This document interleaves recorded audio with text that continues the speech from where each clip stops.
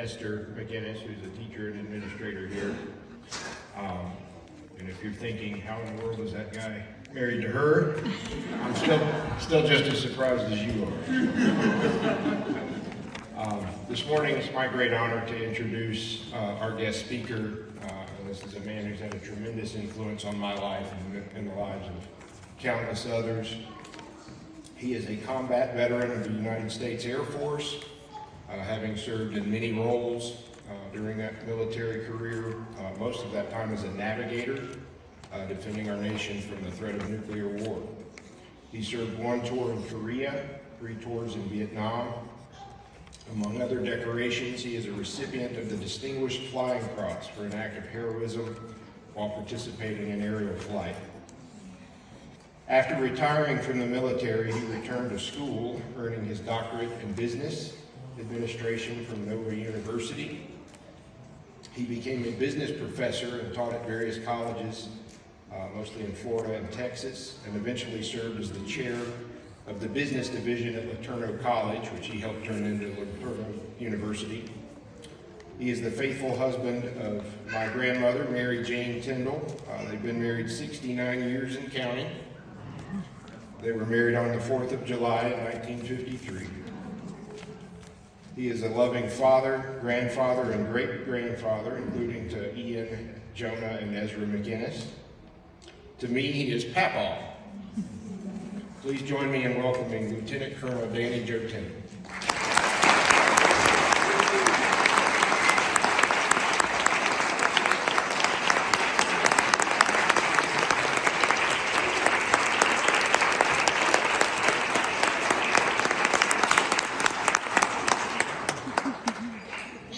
Expect me to do something after what we've just experienced? Give them one more hand. They did a great job.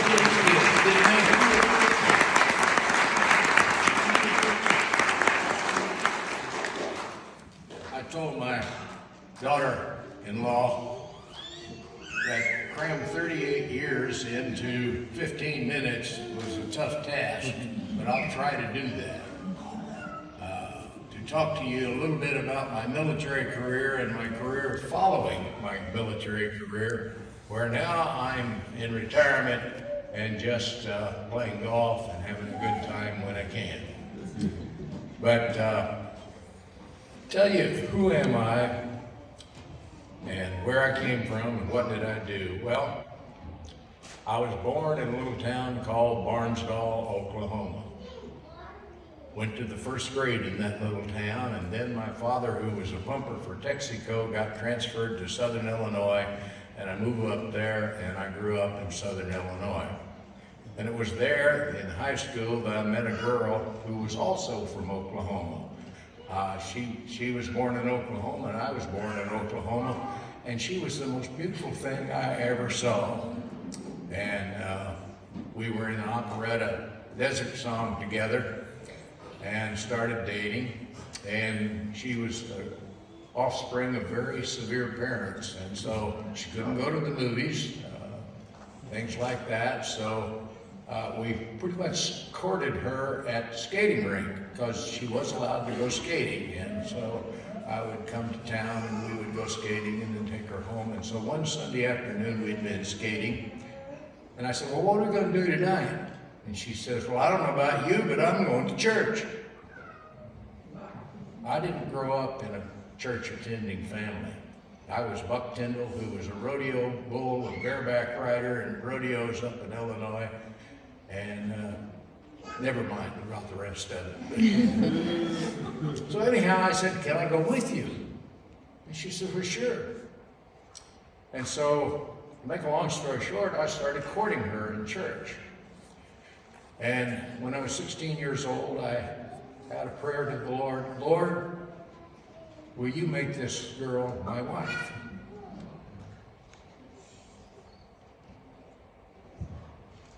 (1953), the 4th of July, he did. Folks, be careful what you ask for. But Jane and I have been married for 69 years, and every year, each year, was better than the one before. And I had a great life. And I enlisted in the service when I was 17 years old, my friend and I, this was during the Korean War. The Korean War started in 1949. And he and I, Freddie Lamp, and I were going to go down and sign up for the Air Force. But Fred and a lot of our friends were in the Illinois National Guard. Well, if you know your history, you know that the Illinois National Guard was the first group that was called up to go to the Korean War. And so a lot of our high school classmates went to war, and I'm still there. And I thought about it. So Fred and I decided we would join the Air Force. And we were all set up on Monday morning to go down and get enlisted. Well, Fred didn't go. He backed out at the last minute. But my mom had signed the papers, and so I went on into the Air Force. But guess what? He got drafted and beat me to Korea. And he was living in a winterized tent with 2 wool blankets and a blow-up mattress on a folding cot, while I was in an Air Force barracks with white sheets and mattresses and whatnot. It was pretty comfortable. But I was a radio mechanic. After when I went in September of 1952, I went to basic training in San Antonio, Texas. And when I graduated from there, I had to take a test of what I was going to be, whether I was going to be cookers and bakers or motor pool or radio mechanic or various fields that exist in the Air Force. And I chose radio maintenance. One of the reasons being that I'd taken electronics in high school, and therefore pretty well liked and knew that I was working with something that I had had some experience with. So anyhow, I spent a year at Scott Air Force Base going to radio school. Well, Scott Air Force Base is in St. Louis, just across the river from St. Louis, Missouri. And it was 60 miles from Mount Vernon, Illinois, where guess who lived? That little girl, Mary Jane. And so I got to go see her while I was in radio school. But I was fortunate I graduated in top 10% of my class in radio school, so they kept me as an instructor. And I was a pretty decent instructor, I guess, for a period of time. And so, having been there and being that close, I proposed to Jane, and she agreed, and we got married on the 4th of July, 1953. Come December of 1953, I got a Christmas present from the Air Force. Orders to go to Pyongyang, Korea. And the Korean War was still going on. But I was fortunate at the time that I got over there, the shooting had stopped.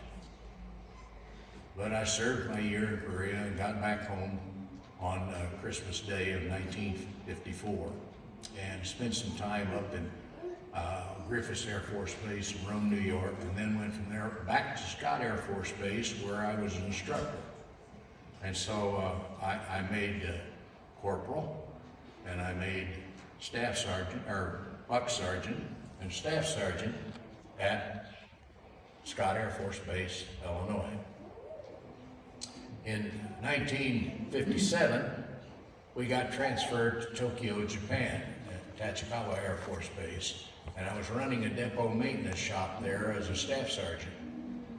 And they had 25 Japanese mechanics and 25 airman mechanics working on ground-to-air radio communications equipment. And we were running a pretty good shop, and so I was being put in for promotion to tech sergeant by my boss, Lieutenant Smith, and I was going in number 1 from the squadron and number 2 in the group, but when I got up to the wing level, I was going up against guys who had 7 and 8 years in grade, and so I was not making that tech sergeant stride.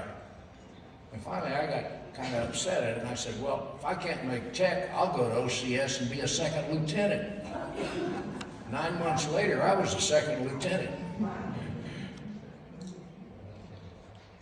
All my life, as a kid, I dreamed of being the greatest ace fighter pilot you ever knew. I got into pilot training, and I got 18 hours in pilot training before they sent me back to the ground and said, you ain't gonna make it. So they sent me to nav school, navigator trainings. Said, you're still flying. I said, if I can't fly in the left seat, I don't want to fly. And I applied for comm officer school. Squadron commander coming in, Tindle, I told you to go to nav school. You're still flying, and you're a good man, you'll make a good navigator. No, sir, I want to go to comm officer school. I said, you're going to nav school. And he went, so smart guy, see. I said, okay, I'll go to nav school, and I'll get up there and I'll SIE. SIE stands for self-initiated elimination. Then I'll get to go to comm officer school. That guy might be a captain and he might be my commander, but he doesn't know me. Well, got through nav school, got up there, not really applying myself, not doing what I should be doing. There's 36 of us started in the class that I was in nav school at Waco, Texas. 13 of us made it. Twice, people in class with me failed the exam worse than I did and brought the curve down, and I passed. I was number 13 in a class of 13.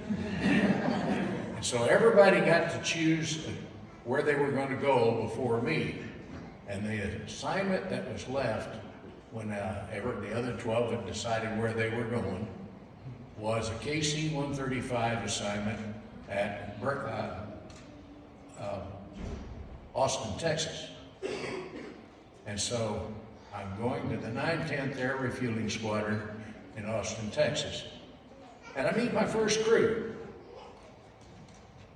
When I was an instructor at Scott Air Force Base in the school there, I had a student named Dannie J. After he graduated, I lost contact, and I didn't know that much about him anyhow. Guess who the captain pilot was that I was on the crew of? Dannie J. Stanky. Co-pilot was William J. Beema.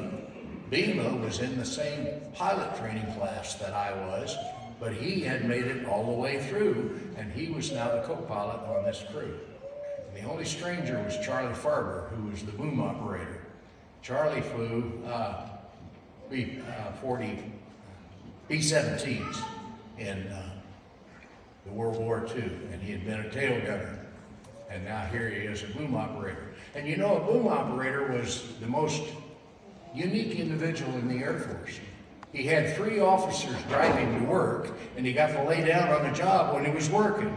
Now, you can't beat that. But I've got 4,000 hours in a KC-135.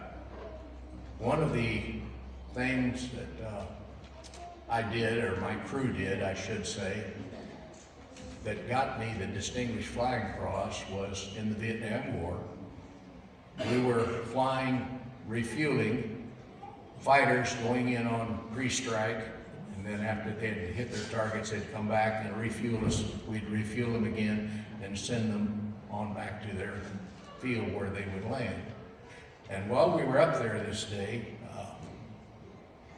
we got a call on guard for emergency refueling. 3 F-105s were low on gas, didn't have enough fuel to get back to their bases, and were crying for an emergency refueling. Well, it hit a air base up on the Chinese border, and one of their wingmen had got knocked down, and he was on the ground. He was okay, but they had to fly protection over him, keep the Vietnamese away from him until Sandy could get up there and get him out of there. Well, they stayed so long that they hit bingo fuel, and here they are up in North Vietnam, and their air bases are down south or in Thailand, and they couldn't get back there without running out of gas over the jungle. And so they were calling for an emergency refueling. We were under direct orders. Under no circumstances will you go into a hostile fire area because you don't have any guns to shoot back with. But these guys needed the fuel that we had on board, and so We gave them a heading, they started flying toward us, and we started flying toward them. Now, we were under direct orders, not in any circumstances to go into a hostile fire area, because we didn't have any guns. All we had is 180,000 pounds of JP4. We'd have been the biggest Roman candle you ever saw if one of those Sams had got after us. So anyhow, we came in, and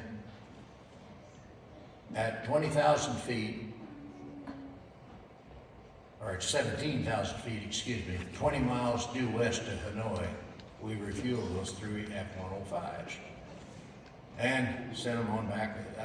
They were so low on gas that the one that was the worst situation, engines quit just as he got connected to the boom. And so we're towing him through the air while we fill him up.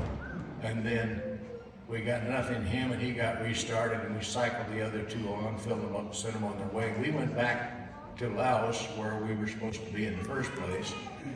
And being the navigator, I record the information of what the airplane does, where we're going, and all that. My paperwork never showed we left the anchor. Never left the anchor. And so, a couple of days later, the pilot called in by the squadron commander and said, "Ted, what were you guys doing in North Vietnam?" "North Vietnam, boss? We didn't even fly today." But it all came out, and they decided to decorate us for what we did. And so that's just one old veteran telling you a war story. It's not that big a deal. But after serving in Vietnam, and I got back in the United States, went through Command and Staff College with a 2-year stint at Oklahoma State before that to get a degree that taught me computers. This was back when computers were just first coming out in the 1970s. And so I wound up being a computer programmer analyst. And by this time I had made the rank of major and was stationed back again at Scott Air Force Base as Deputy Director of Computer Operations in the Military Airlift Command. And it's interesting that God had an influence on my life as we go through all that we're talking about. When I was an enlisted man and served the first 4 years,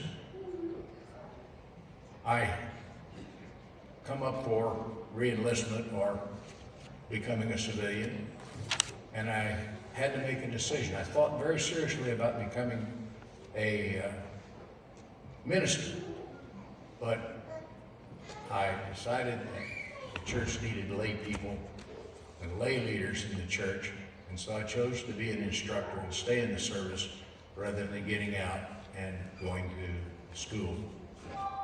So I went through the Air Force, and I gave them 26 years. One day I decided I didn't want to do that anymore.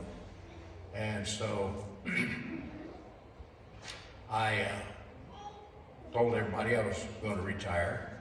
And about the same time, I got a letter from a university or a college in Florida, Warner Southern College, and they wanted me to come down and help them start a business program. And I just had an MBA at that time, which meant if I did that, I had to go back to school and get a doctorate.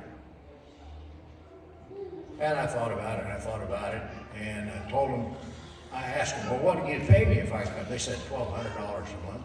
I'm making $36,000 an hour, or a month is $36,000 a year as a lieutenant colonel in Uncle Sam's Air Force, flying airplanes, and they want me to come down there for $1,200. And I couldn't hardly do that, but make a long story short, I decided I'd be giddy and I'd put out a fleece. And the fleece was that even though I told them I wouldn't come, Lord, have them write me another letter. And just like they put out the second fleece, I said, now, and have Don West call me and tell me that things have fallen through and there's no job for me in there, and I'll know if that's what you want me to do.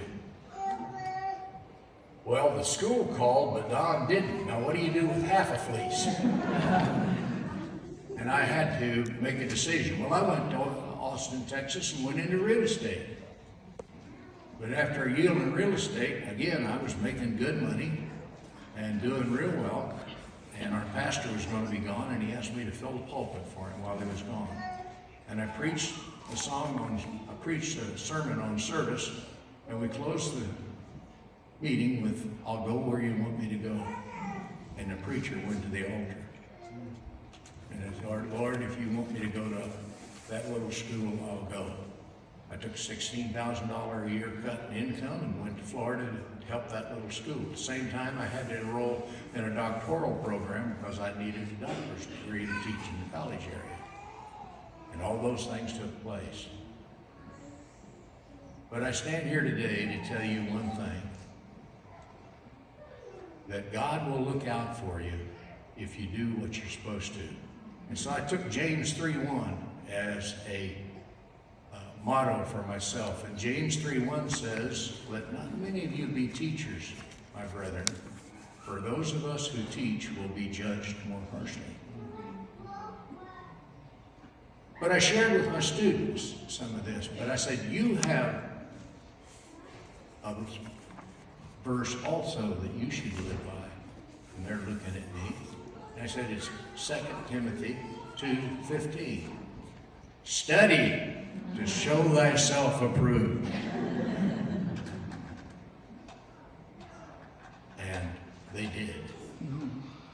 And if you looked at some of the stuff that they put out on display from my career, the thing that means to me the most is a plaque from the first graduating business class from the school there in Florida, because they honored me with that little plaque, and that's it.